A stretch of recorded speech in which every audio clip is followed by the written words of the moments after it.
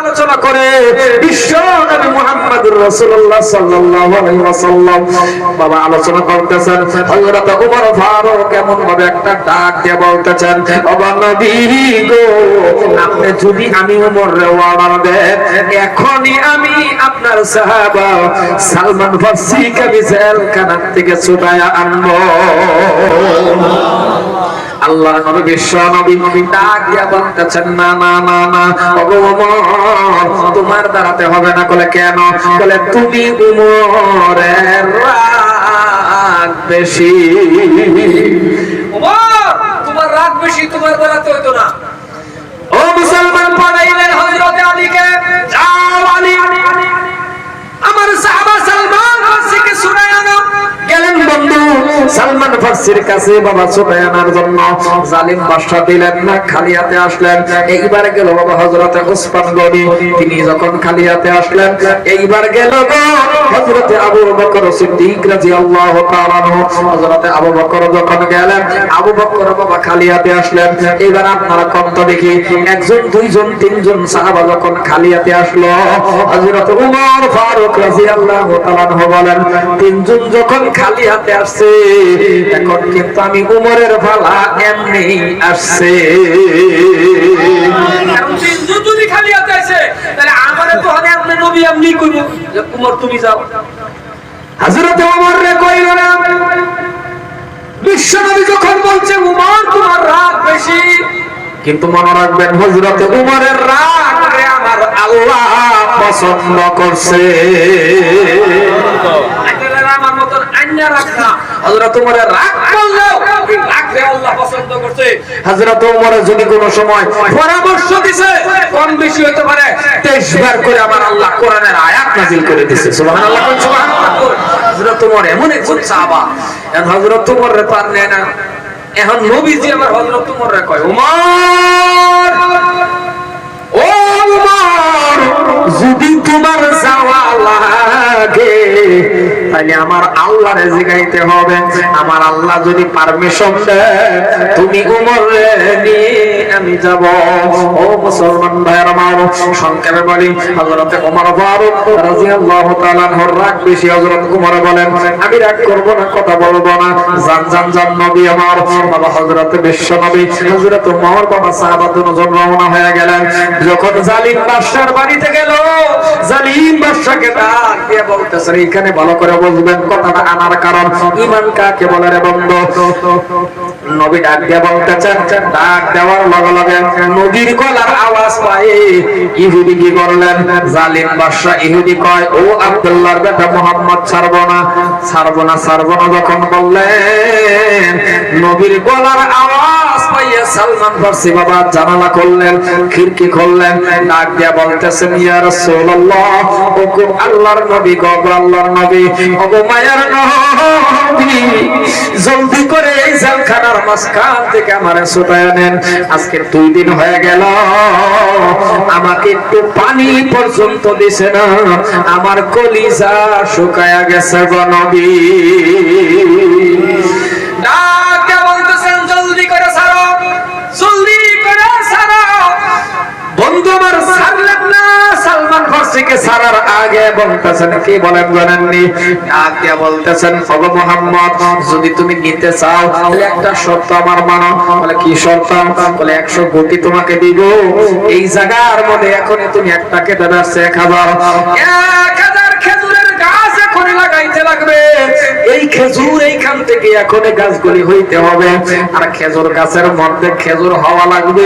ওই খেজুর পাকবো, এরপরে আমি খাবো, খাওয়ার পরে তোমার সাহাবা সালমান ফার্সিকে ছাড়বো।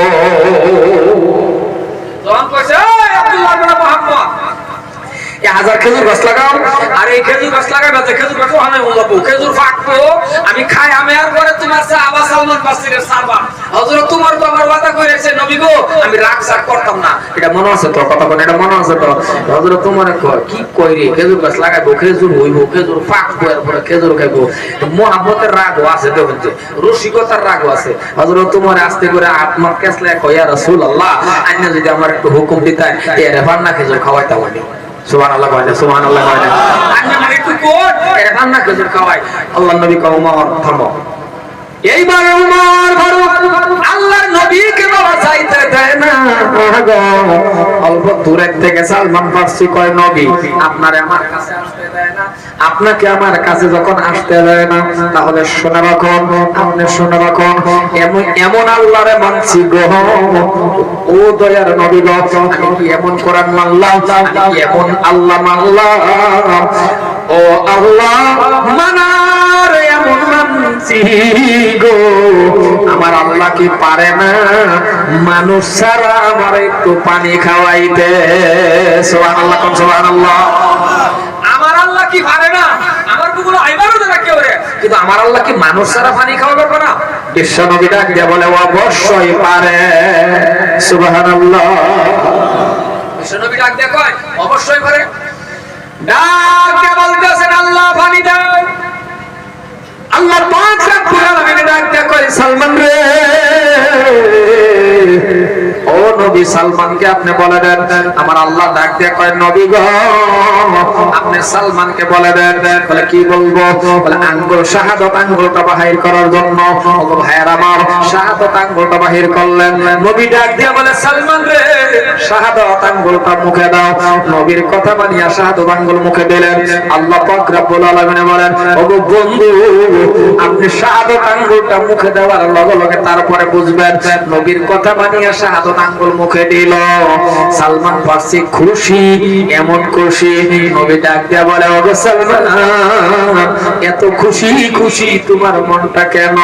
নবী আমার কওয়ার লগে লগে সালমান ফারসি ডাক দিয়া বলে নবী গো আঙ্গুলটা মুখে দিতে দেরি, আমি দেখতেছি গো নবী গো আঙ্গুলের মাথা দিয়ে আমি জান্নাতের পানি খাইতেছি।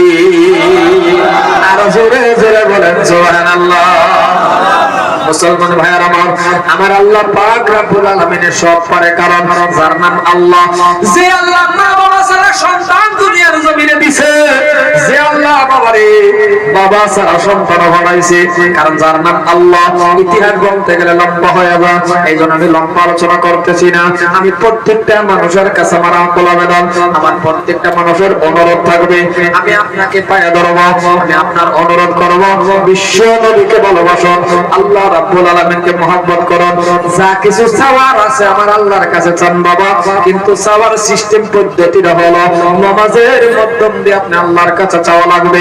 তাহাজ্জুদের নামাজ পড়বেন চাইবেন, কারণ আল্লাহর কাছে চাইলে কোনো অভাব নাই, আল্লাহর কাছে চাইলে বন্ধু পাওয়া যায়। আপনি কি লাগে বাবা? টাকা লাগে আল্লাহর কাছে যান, গাড়ি লাগে বাড়ি লাগে না গাড়ি লাগে, অট্টালিকা লাগে বিল্ডিং লাগে বালাখানা, যা কিছু লাগে আল্লাহর কাছে চাইবেন।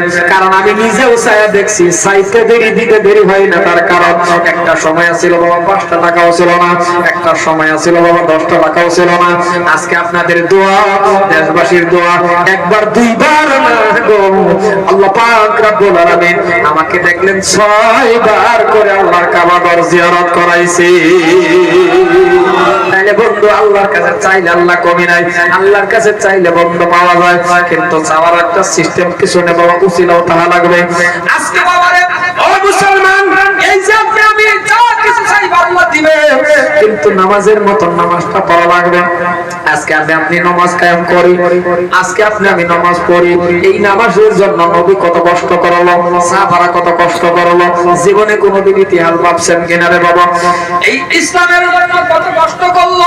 তাইবের জমিনের দিকে লক্ষ্য করুন, তাইবের জমিনের মধ্যে নবী আমার পাথরের আঘাত খাইতে খাইতে খাইতে খাইতে বাবা তাইবের জমিনের মধ্যে বেহুশ হয়ে গেল। নবী আবার কি করলেন বন্ধু? তাইবের জমিনের মধ্যে বেহুশ হয়ে যাওয়ার পর হযরতে যায়েদ রাদিয়াল্লাহু তাআলা আগে বলছিল, লম্বা ইতিহাস বলবো না, সংক্ষেপের ভিতরে আমি আলোচনা শেষের দিকে নিতেছি রে বন্ধু। হযরতে যায়েদ রাদিয়াল্লাহু তাআলা দেখতেছেন নবীজি বেহুশ হয়ে গেলেন বন্ধ। হযরতে যায়েদ এমন ভাবে নবীজির ঠান্ডা উঠাইলেন, আল্লাহর নবীর এই গালের মধ্যে ঠান্ডা ঠান্ডা ঠান্ডা ভাব। ও মুসলমান ভাইয়েরা, এই ঠান্ডা ঠান্ডা ভাব দেখে নবী বাবা এমন ভাবে হাত লাগাইলেন, হাতটা লাগানির লোকে নবী গাল বেয়ে রক্ত পড়া শুরু হয়ে গেছে। এত কষ্ট পাওয়ার পর নবী তাইবের জমিনের মানুষ বাবা কিচ্ছু বললেন না, কোনো গালাগালি পারলেন না, খালি একটা কথাই বলছেন, ওগো তাইবের জমিনের মানুষেরা কেন আমারে মারলো? তোমরা কি জানো না আমি নবীর বাবা নাই মা নাই? জোরে কোন সুবহানাল্লাহ। আজকে মুসলমান ভাইরা আমার, আপনার মা চলে গেছে, আমারও মা চলে গেছে, বহুতের মা বাবা কবরে চলে গেছে। এই আদরের মা বাবা যে কবরে গেল, এদের জন্য আপনি কি করবেন? আজ না হোক কাল আপনার চলা লাগবে, আজ না হোক কাল আপনার যাওয়া লাগবে। আজকে আপনার এই দুনিয়াটা সারা লাগবে। কুল্লু নাফসিন যায়িকাতুল মাউত, মিনিস মডেল যেমন এই দুনিয়াটা আপনার সারা লাগবে। এক সেকেন্ড সময় আপনি থাকতে পারবেন না। দুনিয়ার সামান থেকে বাবা দুনিয়ার থেকে যারা চলে যাবেন, কবরের সামান আপনি কি তৈরি করলেন? এই কবরের মধ্যে যারা চলে গেছে অন্ধকার কবরে, আপনার বাবা আপনার মা অথবা দাদা দাদি আপনার যাওয়া লাগবে এই কবরের জন্য, এই কবরের শক্তি পাওয়ার জন্য, বাবা মা কষ্ট থেকে বাঁচার জন্য। আমি বাবা লম্বা আলোচনা থেকে গেলাম না, আমি লম্বা আলোচনা করলাম না, সময় যদি কোনোদিন পাওয়া যায় আপনাদের সামনে আমি আলোচনা করবো।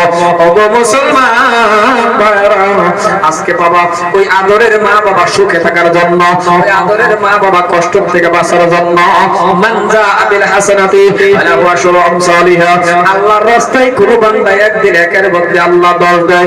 কিন্তু আপনি যে আল্লাহকে রাজি করবেন, খুশি করবেন, যে কপালটা মাবুতের সিজদা দিবেন, যে কপালটা আপনার আল্লাহকে সিজদা দিবেন, ওই আল্লাহর ঘর মসজিদটা বানানোর জন্য, ওই আল্লাহর ঘরটা করার জন্য আমার দয়ার নবী বলেছেন, মানবানা লিল্লাহি মাসজিদান বানাল্লাহু লাহু বাইতান ফিল জান্নাত। জমিনের ভিতরে যারা মসজিদ বানায় দেয়, যারা মসজিদ আবাদ করে দেয়, ওই ব্যক্তিদের জন্য আমার আল্লাহ জান্নাতের ভিতরে একটি বালাখানা বানায়া দেয়। তাহলে ওই বালাখানার জন্য আল্লাহ কি